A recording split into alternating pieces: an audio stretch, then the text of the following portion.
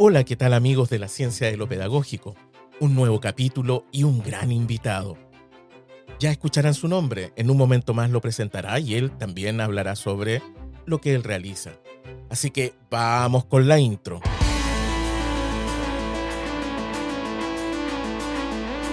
La ciencia de lo pedagógico con Gabriel Erices.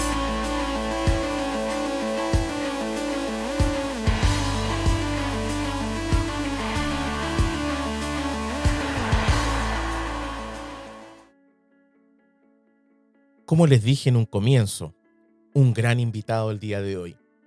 Ojalá lo tengamos en varias ocasiones más, pero hoy día vamos a hablar de algo muy interesante que en mi vida ha sido un gran tema y que está asociado también a lo que llamo la pedagogía crítica. Pero hoy día lo vamos a ver desde el punto de vista del método. Así que tenemos a un gran invitado, Juan José. Hola, ¿cómo estás? Hola, ¿cómo estás, Gabriel? Encantado de estar contigo. Igualmente, Juan José.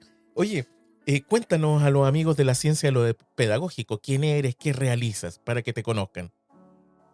Pues soy un profesor, soy un profesor que lleva muchos años dando clase y, y muchos años pues apostando o haciéndome preguntas, ¿no? Quizá que es la respuesta que tengo que dar, ¿no? Es decir, yo creo que esto de dar clases durante muchos años, al principio es el miedo, ¿no? De entrar en la sala de clase y luego ya es decir, bueno, aquí hay que hacerse preguntas porque esto es muy mejorable, ¿no? Y sobre todo cómo respondemos a las necesidades de aprendizaje de estas gentes que tenemos delante. Y eso, bueno, en lo académico pues soy pedagogo, soy maestro, he dado clase en casi todos los niveles educativos, tengo varias especializaciones universitarias, en fin. Nada que no se pueda ver en mi hoja web de juanjovergara.com, pero sobre todo un profesor. Perfecto. Sí. Se nos olvida a veces eso. Yo también soy profesor, entre paréntesis, y hoy día trabajo hace bastantes años como directivo escolar, pero creo que una de las cosas que he hecho más de menos es volver al aula. Tengo que volver, porque uno no puede estar desconectado. Oye, Juan José, hoy día el tema que quiero que conversemos, que dialoguemos, es la metodología. Porque hasta el día de hoy, incluso en la pandemia, en la pandemia vimos circulitos, ¿cómo se llama?, con la letra de los niños, porque algunos prendían las cámaras y otros no. Pero cuando estamos en el aula, lo que uno típicamente ve son niños mirándose las nucas constantemente. Ahí detenidos, escribiendo o escuchando. Esa metodología, que es de hace más de un siglo, sigue hoy día en la mayoría de las aulas del mundo. No ha cambiado mucho, a pesar de todos los intentos de cambio metodológico. Cuéntanos, ¿qué nos sucede a los seres humanos que no nos atrevemos a dar ese paso? ¿O un sistema cubre todo esto? Bueno, no lo sé. Yo sí, esto que dices de las nucas es una cosa que es cierta. Yo muchísimos espacios de conformación con docentes, les pregunto, digo, ¿qué es lo que veis? Y todos me dicen, pues vemos a Juanjo, vemos a Cerao, vemos no sé qué. Y ya al final, pero al final, pasados minutos y minutos, alguno dice, pues veo nucas. Digo, hombre, pues efectivamente ves la parte más fea del cuerpo, es la nuca. La parte más fea del cuerpo es la nuca, que es lo que nos ponen delante tantísimas veces a lo largo de la escolaridad, que se nos hace transparente, ¿verdad, Gabriel? Y entonces de repente ya, pues bueno, parece que no existe, ¿no? Y lo que tenemos delante es al docente, el contenido, el saber, no, lo que tenemos son un montón de compañeros que le estamos invisibilizando, ¿no? Y entonces yo creo que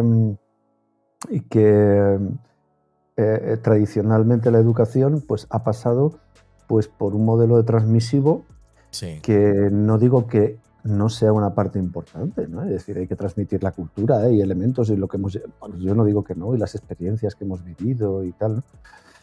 Pero, bueno, también como decía en su distópica obra, ¿no? Orwell decía aquello de el futuro lo diseña el presente, ¿no? Un par de veces, ¿no? Pues es verdad, ¿no? Es decir, oye, hay un montón de historias posibles y la historia más interesante que podemos vivir quizás sea la de ahora.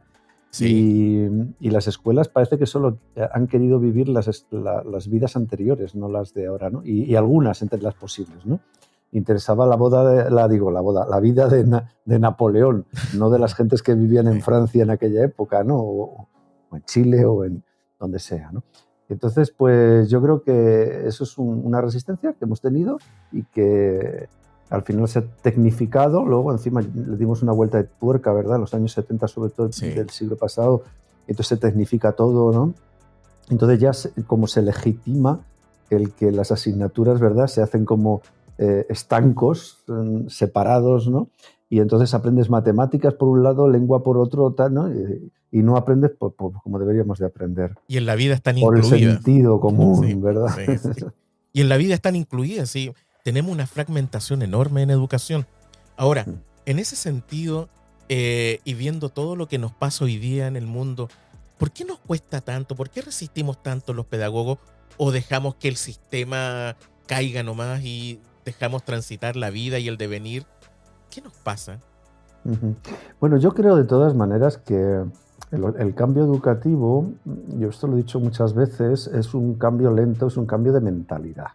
Es decir, Sí, los cambios ideológicos o los cambios, yo qué sé, legislativos son relativamente rápidos en términos históricos, quiero decir, son relativamente rápidos, ¿no? Sin embargo, sí, los cambios de mentalidad son algo muy lento, ¿no? Entonces, cambiar la mentalidad de los docentes, del alumnado, de las familias, ¿no? Hacia que aprender es otra cosa, que las cosas que necesitamos aprender son distintas, sí, que el saber está interconectado, que aprendemos para cosas que ni siquiera sabemos que existen porque no existen actualmente, ¿no? Es decir, todo este proceso, ¿no? De que tenemos que saber aprender en un mundo, pues como decía Bauman, ¿no? Un mundo líquido, ¿no? Un mundo inestable, un mundo cambiante, ¿no? Pues oye, genera mucha lentitud, porque es un cambio de mentalidad. Y entonces, pues ahí andamos, ¿no? Peleándonos unos con otros, ¿no? Y entonces llegan a las familias y dicen, ¡ay, qué bonito es esto de los proyectos! Y luego la segunda frase te dice, ¿pero cuándo les enseñas algo? Ay, ya me han matado. sí. Si es que le estamos enseñando algo, ¿verdad? ¿Cuándo ¿qué nota va a sacar mi hijo? ¿Qué calificación va a obtener? Es Sí. como lo que adorna la educación. A la gente Mm, más lo que importa. Ahora, el sistema hoy en día, para poder entrar, mm, por ejemplo, acá en Chile a la universidad, tienes que tener una buena calificación al final de enseñanza media. ¿Ah? Y además también absolutamente. das una prueba en donde tienes que tener un puntaje alto. Entonces, Ujú. todas esas cosas las familias también van presionando y el sistema también. Ahora, yo comparto contigo algo. Yo, yo creo que el transmitir las clases, el enseñante, está bien, pero creo que solo enseñar está mal. Y yo creo que ahí parte nuestro gran problema. Y en ese sentido, ¿por qué debemos cambiar de metodologías inactivas o combinar metodologías inactivas a metodologías activas? Bueno, yo no sé si hay que cambiar o no hay que cambiar. Yo creo que hay que hacer un poco de todo, ¿no? Y Ya, lo que sí que es importante es que que entendemos la educación como, desde el punto de vista metodológico, quiero decir, ¿eh? Los sí, docentes como esa especie de buffet abierto, sí. que permita pues, seleccionar lo que necesito, los nutrientes que necesito en cada momento en función de lo que quiero conseguir, ¿no? Es decir, si quiero correr una carrera, pues a lo mejor tengo que tomar un plato de pasta y si lo que quiero es ponerme a, yo que sé, a crear, pues a lo mejor me viene mejor un dulce de chocolate, ¿no? Es decir que, y esto debería de ser así, es decir, no es lo mismo, pues a lo mejor para aprenderme, yo qué sé, pues la tabla de multiplicar o el mismo como un múltiplo, pues a lo mejor la gamificación funciona muy bien Sí. para intervenir en la sociedad, los enfoques de proyectos. Es decir, yo creo que no, una clase magistral bien dada es maravillosa.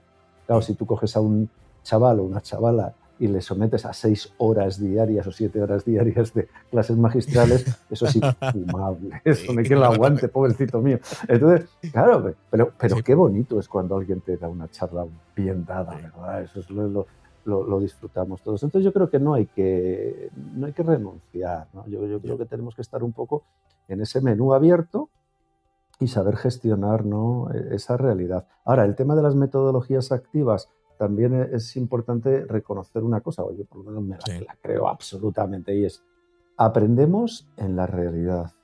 Si nos salimos de la mm, realidad, pues no aprendemos.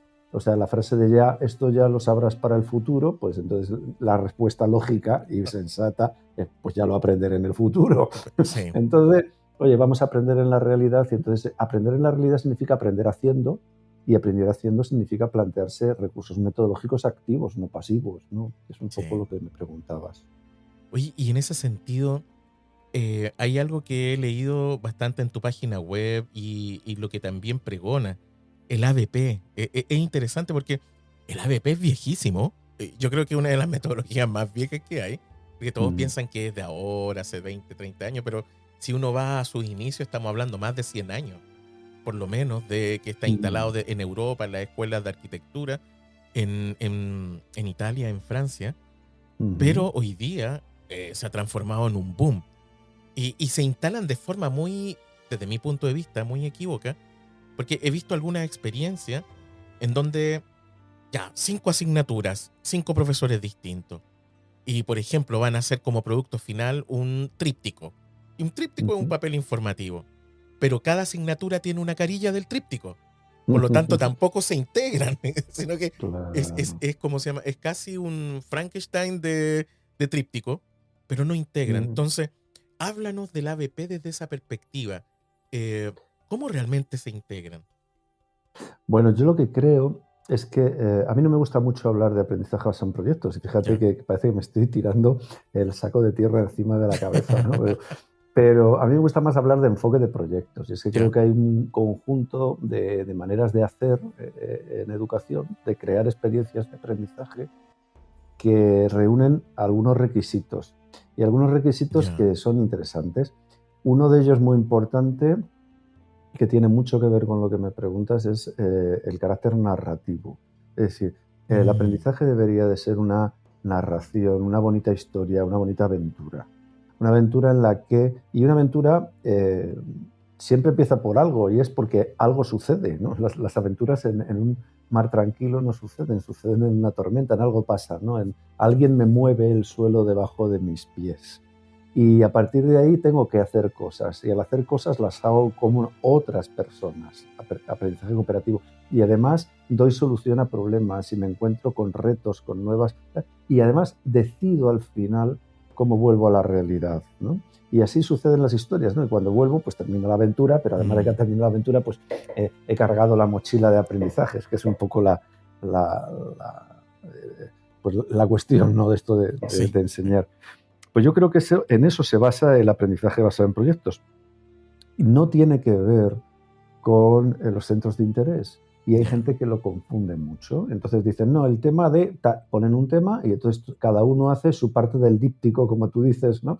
Y entonces es que estamos haciendo un proyecto. No, estás haciendo, pues, estás cogiendo un centro de interés y estás haciendo actividades que no tienen nada que ver inconexas. Bueno, está bien, es interesante, pero no es enfoque de proyecto porque no tiene ese carácter narrativo.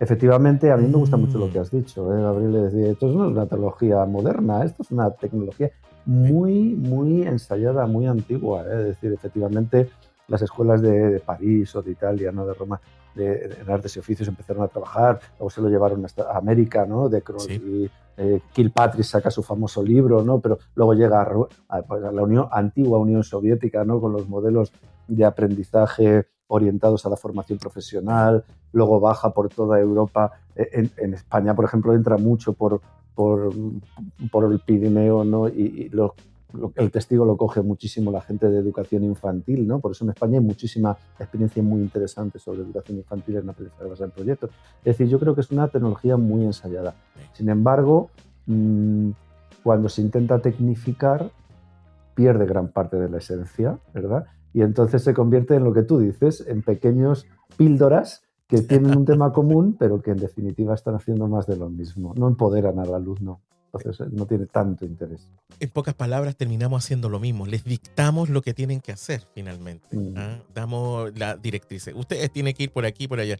Sin embargo, cuando te estoy escuchando y voy comprendiendo a lo mejor más la estructura, sobre todo esa estructura cooperativa, colaborativa, este problema que tengo que resolver o esta este planteamiento que realizo va en el equipo de trabajo, en el grupo de trabajo, en una comunidad de trabajo. Y eso es súper interesante desde la perspectiva y cambiar la lógica, porque o hacemos lo mismo de siempre o realmente le damos otra estructura a lo que realmente es el trabajo de proyecto. Y en ese sentido, y esto está muy ligado con lo que tú llamas programación por proyecto. Bueno, yo creo que la programación por proyecto, yo creo que lo primero que hay que identificar, y yo por lo menos en mi Ya, experiencia, cada uno tiene su experiencia, y yo las respeto todas, pero mi experiencia es que los proyectos son distintos en entornos distintos y en contextos distintos y además deben de ser. Porque debe dar respuesta a las necesidades de aprendizaje real de las personas que están y de los contextos en donde tenemos, ¿no? Y además es porque es de la única manera en que realmente una manera de hacer educación se convierta en una herramienta a favor de una situación más de justicia y no de perpetuar la injusticia, ¿no? Que un poco es a lo ya, que se dedican las escuelas, ¿no? De perpetuar un poco la desigualdad y la injusticia, ¿no? Entonces, y para eso hay algunos elementos fundamentales. Uno lo estás citando tú directamente, que tiene que ver con el entender que el aprendizaje es algo cooperativo, algo que hacemos entre todos y que para ello lo sí, primero que tenemos es que aprender a vivir juntos y a tomar decisiones juntos y a trabajar juntos. Entonces, resolución de problemas, o sea, hay un montón de habilidades, empatía, ¿no? Inteligencia de emoción, etcétera, que tenemos que dar. Y luego, como docentes, es importante, y eso tiene que ver con lo que nos hablábamos hace un rato, ¿no? El cambio de mentalidad. Como docentes tenemos que entender que no solamente hay una respuesta buena, acertada para una pregunta o para una provocación educativa. Entonces, que a lo mejor los alumnos pueden llegar a varias y varias son buenas. Y el modelo educativo tradicional lo que hace es, ¿verdad? Pues da, oye, para esto tienes que dar la respuesta esta y todas las demás son incorrectas. Pues no, pues puede haber bastantes sí, respuestas correctas, bastantes caminos distintos. eh, y tú como docente lo que tienes que hacer es provocar, ¿no? Provocar experiencias que susciten un trabajo que lleve a distintas propuestas que sean interesantes, ¿no? Y entonces en ese sentido, pues yo creo que el enfoque va cambiando, ¿no? Pero sí hay determinados momentos. Hay un momento ya, inicial en el que se genera un detonante, ¿no? Y hay una provocación. Luego hay modelos en los que los alumnos tienen que ver exactamente qué hacen con ello y el docente tiene que coger esa herramienta técnica, ¿no? De decir, bueno, tengo que organizar fases, tengo que organizar agrupamientos, tengo que organizar modelos de evaluación que les permitan reflexionar sobre qué cosas van aprendiendo durante todo el tiempo. Tiene que llegar el momento en que les digamos a los chicos, oye, ¿y con esto qué hacemos? Que esa es la gran sí, pregunta. No se trata de decir tenéis que hacer un tríptico, se trata de decirle, ¿y con esto qué hacemos? Y a lo mejor unos dicen, pues yo no quiero hacer un tríptico, pero es que quiero hacer un canal de YouTube. ¿Y eso qué está mal? Pues a lo mejor está fenomenal, está sí, mucho mejor que el tríptico, ¿verdad? Entonces, no les digamos tienes que hacer este producto, sino queremos viajar hacia allá, ¿qué hacemos con esto? ¿No? Y desde ese marco, pues surge una verdadera aventura de aprender en la que el protagonista realmente es el que aprende, no el que sí. dice cómo tienes que aprender, ¿no? Que no tiene mucho sentido. Y en cada contexto un poco distinto, ¿no? Pero siguiendo esa Mm, estructura. interesante. Realmente me has cambiado y estoy comprendiendo desde otra forma, porque igual he leído algo sobre ABP, bastantes textos. De Mm. hecho, hay una publicación reciente acá en Chile. Pero sí, es interesante. Todas, muchas, apuntan a una estructura, finalmente. Y una estructura que está basada en estas píldoras que llevan. Pero cuando uno lo mira desde el punto de vista de este hacer constante, colaborativo, cooperativo, la empatía también, eh, y cuando le dice a los chiquillos, oye, allá está la meta, esa es la meta, ese es el sueño. ¿Cómo llegamos? Y cuando hacen la pregunta del cómo llegamos, es en donde tiene que empezar todo activar en los niños esa capacidad de decir, ¿sabes qué? Allá vamos a llegar con una nave espacial, allá vamos a llegar con un avión, allá vamos a llegar con sea lo que sea, pero ellos lo deciden. Y eso es muy Mm. interesante dentro del proceso. Yo siempre lo he dicho en varios capítulos, yo como pedagogo me inicié en la educación Montessori y que me marcó muy, muy fuerte porque Ujú. al entrar primera vez en un espacio Montessori, me di cuenta de que mis alumnos no estaban mirándose las nucas, sino que mis alumnos estaban alrededor y conversábamos y dialogábamos. Y esa mirada me ayudó mucho después en el sistema tradicional a comprender ciertas cosas que creo yo que hay que combinar. Y comparto contigo, no hay que ser absolutista, ni tampoco demonizar lo que es tradicional, sino que ser capaz de poder mirar integradamente esto. ¿Cómo es la vida? La vida es integrada, la vida no es un apartheid. Y eso es una mirada súper interesante. Y desde este punto de vista, yo he estado leyendo cómo son tus experiencias en estos proyectos que realiza. ¿Cómo ves que reaccionan los jóvenes, los adolescentes cuando están en este proceso de los proyectos? Pues fíjate, yo creo que en primer lugar, y desgraciadamente, porque tenemos el sistema educativo que tenemos, ¿no? Que es tradicional fundamentalmente, como tú muy bien dices, pues con sorpresa, ¿no? Esa es la primera cosa que notas, Sí, ¿no? O yo por lo menos he percibido, no sé tú sí, qué verás, pero lo primero es que se sorprenden ellos, todo el mundo dicen, pero bueno, y es una marcianada, ¿esto qué es? Una cosa que no entiende nadie, ¿qué me estás contando? ¿Y por qué nos vamos? ¿Por qué salimos del aula? ¿Por qué de repente hacemos una salida? ¿Por qué hacemos una excursión? ¿Por qué hacemos yo qué sé? ¿Por qué aparece aquí un experto que no? ¿Por qué no me dictas la clase tú? Ese tipo de cosas, ¿no? Luego sí que es verdad, pues bueno, una cierta inseguridad, también desconfianza, ¿no? Es decir, no sé qué tengo que hacer, pues sí, dime lo que tengo que hacer. No, no, yo no te voy a decir lo que tengo que hacer, yo te estoy diciendo que a esto hay que darle respuesta. ¿Cómo lo sí, hacemos? ¿Qué quieres hacer? ¿No? Entonces eso genera una cierta inseguridad, claro. El alumnado está acostumbrado a que le digan lo que tiene que hacer, ¿no?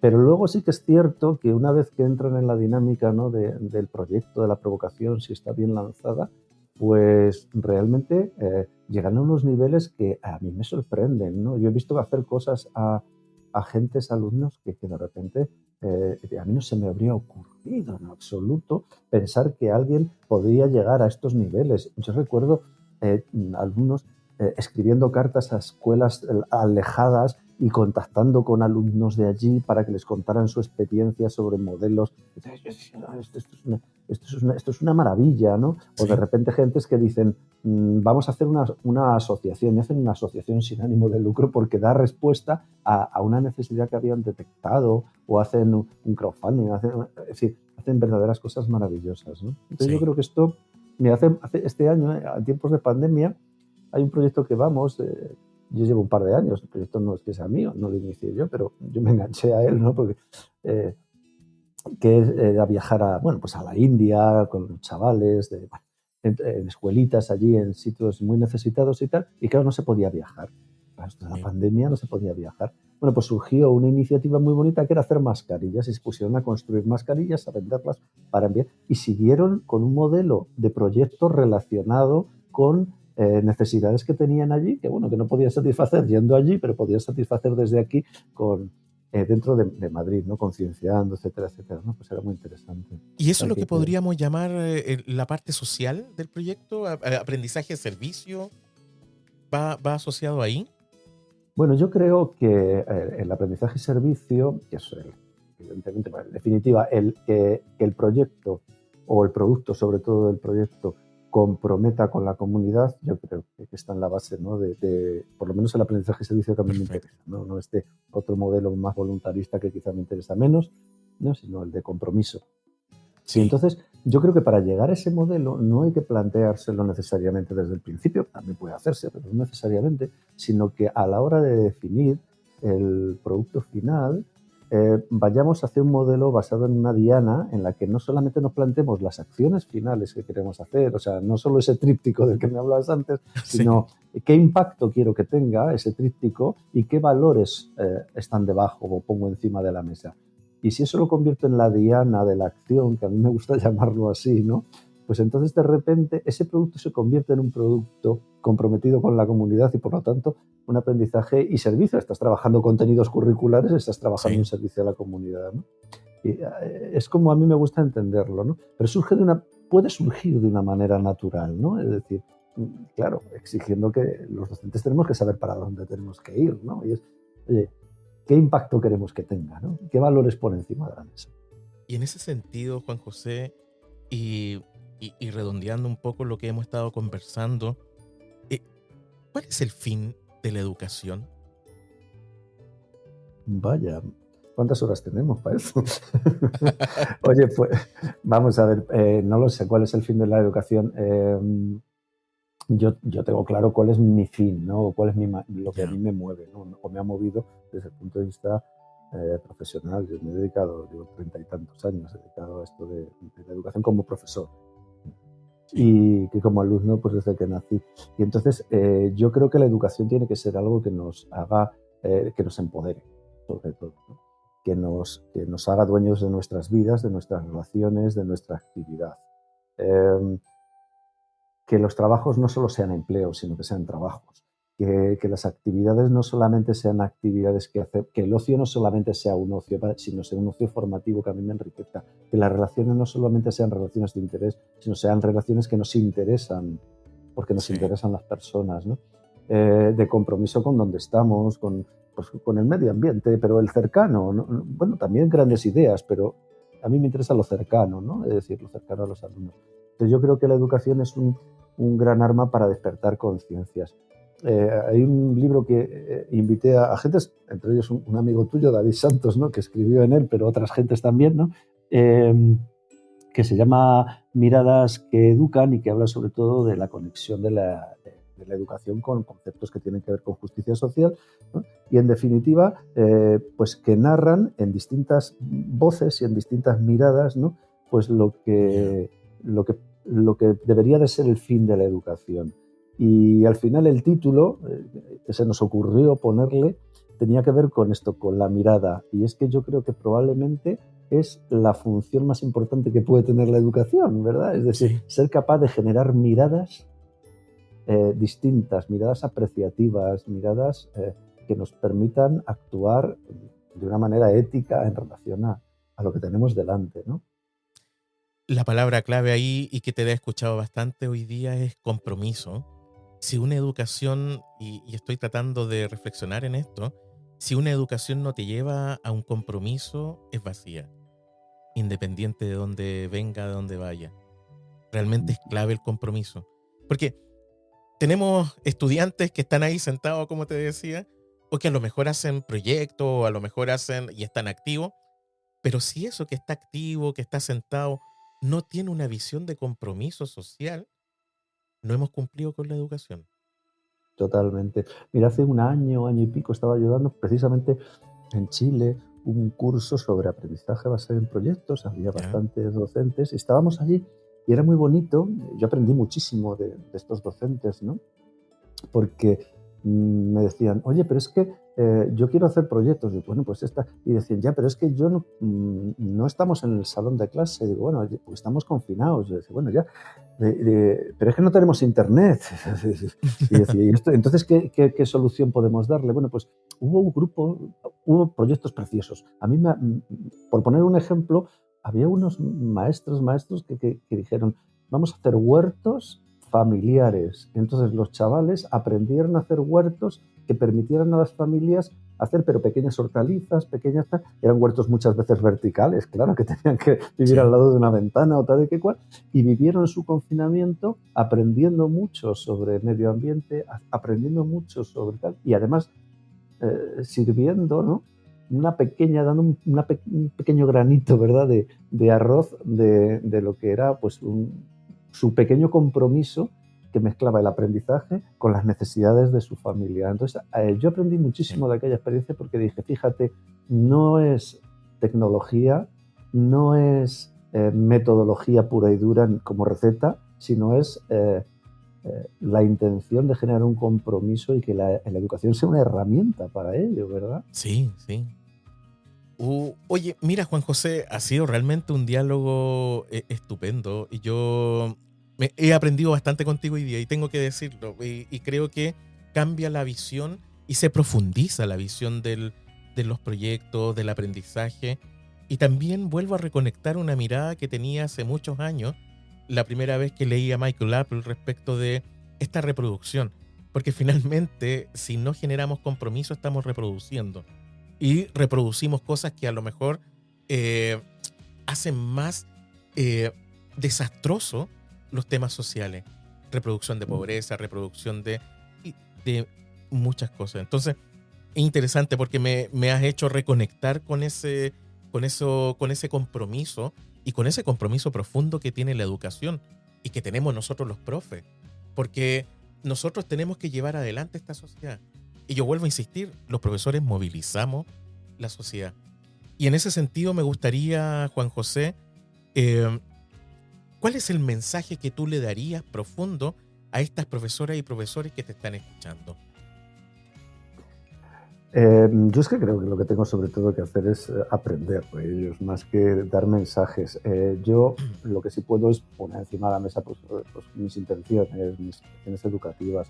Yo creo que tenemos que luchar contra la tendencia a la tecnificación de la enseñanza y reencontrarnos con pues, frases tan reconocidas, ¿no? Como la de Freire, ¿no? De que la educación será aquella que cambiará a las personas, que podrán cambiar el mundo, o ideas como, oye, es que las escuelas, tal como están diseñadas desde un plano totalmente tradicional, perpetúan la desigualdad. Entonces necesitamos generar instrumentos, maneras de hacer, ¿verdad?, que permitan ir a favor de un modelo totalmente distinto. El enfoque de proyectos en un sentido muy, muy amplio, por eso yo me gusta hablar de enfoque más que de metodología, yo creo que puede apostar por ello. Tenemos un peligro ahora, ¿eh? Y es que se está apostando muy duro en muchas administraciones, en muchos países, por el enfoque de proyectos y está saliendo a flote muchísimas gentes que están contando el aprendizaje basado en proyectos como si fuera otra vez una receta. Esto te va a arreglar la vida.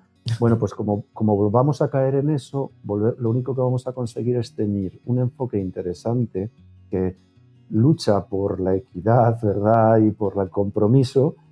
Vamos a terminar que naufrague en el marasmo de las metodologías, de las recetas que teóricamente iban a arreglar la vida a los docentes, pero que lo único que perpetúan son modelos educativos pues tradicionales y que no nos interesan, ¿no? Es un poco la reflexión que yo hago, ¿no?, sobre esta vida de proyectos. Interesante. ¿Cómo se llama? Me autocritica bastante. Y es porque sí, tienes toda la razón. Es como la panacea. Nació el Flipped Classroom, hagamos Flipped Classroom porque es lo mejor para este tiempo de pandemia. ¿Y qué pasa después de la pandemia? ¿En qué sentido tiene? Pues, ¿cómo lo instalamos? ¿Cómo instalamos el ABP? ¿Cómo instalamos? Y miles de cosas. Y pasan a ser modas. Y creo que lo que no puede pasar es que en educación estemos con modas a cada rato. Y en ese sentido sí, comparto absolutamente lo que has dicho, Juan José. ¿Algún último mensaje, Juan José? Y obviamente invitándote para otros capítulos más, porque hay temazos geniales que me gustaría tratar contigo, sobre todo el tema de justicia social, a propósito del último libro que publicaste con un grupo de personas. Un último mensaje a nuestros compañeros de la ciencia de lo pedagógico. Bueno, no lo sé. A mí el enfoque de proyectos, que es de lo que para mí llama, si no estamos hablando, yo lo veo como si fuera una escalera, ¿no?, de 3 escalones. Fíjate, ¿no?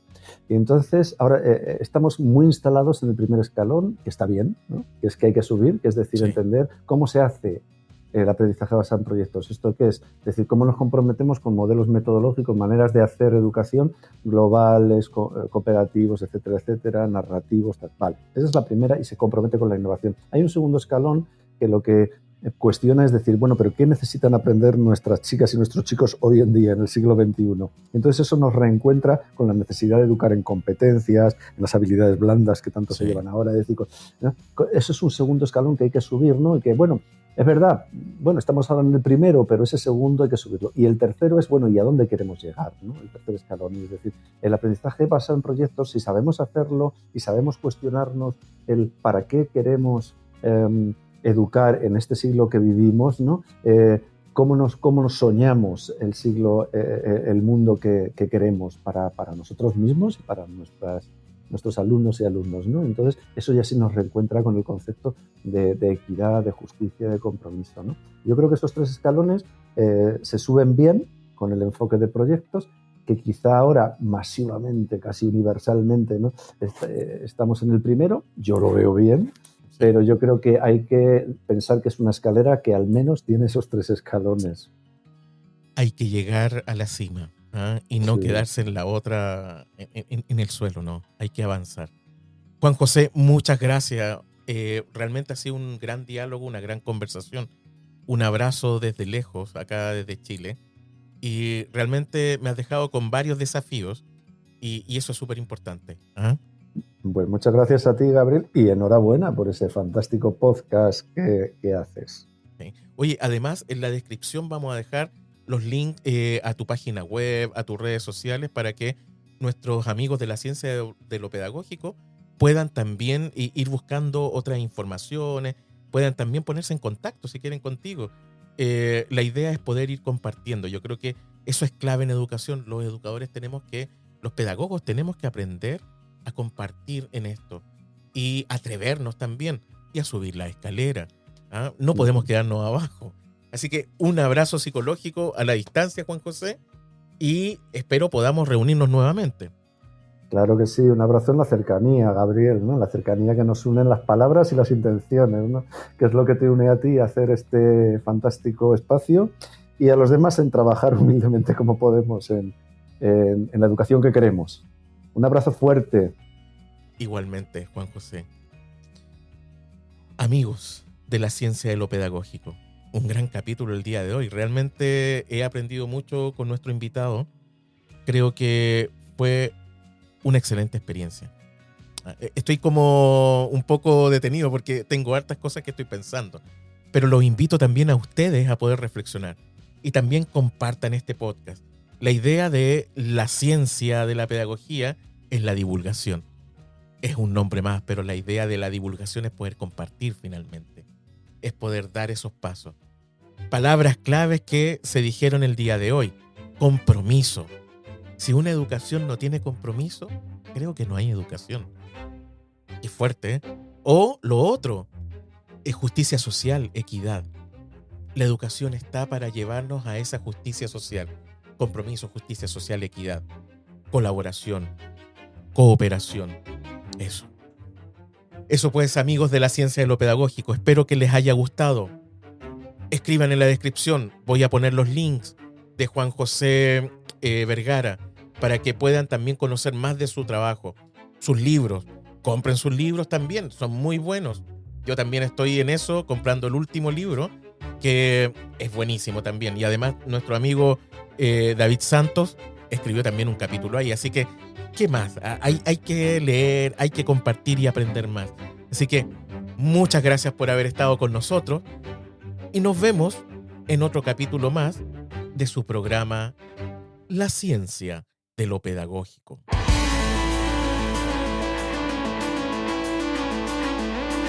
La Ciencia de lo Pedagógico con Gabriel Erices.